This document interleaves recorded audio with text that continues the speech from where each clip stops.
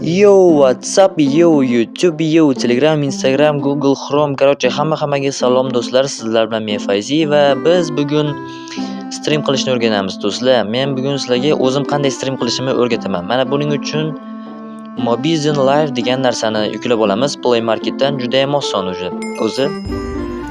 Hozir buni sizlarga o'rgataman. Xullas, shu ilovani yuklab olamiz va ustiga bosamiz. Настройки и bu narsani yoqib qo'yamiz va keyin yana ustiga bosamiz va yana настройка va xo'p, bu yerda Mobizen Live ni o'zini yoqib qo'yish kerak bo'ladi. Sizni telefoningiz qanaqa bilmadim, xullas mana shunday joy chiqadiki, mana Mobizen Live va buni yoqib qo'yamiz. Va bo'ldi, ustiga yana bir marta bosamiz. Va biz mana Google akkauntni kirgizish.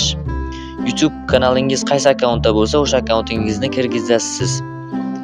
Hozir mana buni yana bir marta bosamiz. Xo'p. Va mana chiqdi. Xullas, shu yerda qaysi bir akkauntingizga ulangan bo'lsa, YouTube'ingiz o'shani bosasiz ustiga va bo'ldi, o'zi chiqarib beradi.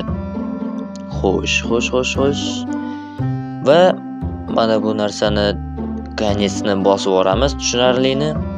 Tushundim deb yorasiz va bo'ldi. Mana mening YouTube kanalimning avatarkasi.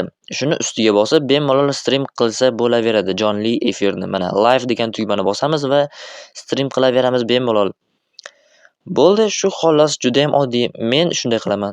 Yoki настройкаga kirib o'zingizni kanalingizni videolarini ko'rishingiz mumkin. Qanaqa ketyapti, aktiv qanaqa, shunga o'xshash narsalar. Mana masalan, men kechagina stream qilgan edim. Mana 1K bo'lamizmi deb aytgancha nimagadir hali ham 1K bo'lmadik. 1000 ta bo'lishimiz uchun obuna bo'lib qo'yinglar do'stlar. Xullas, shunaqa gaplar. Juda ham oson, juda ham oddiy.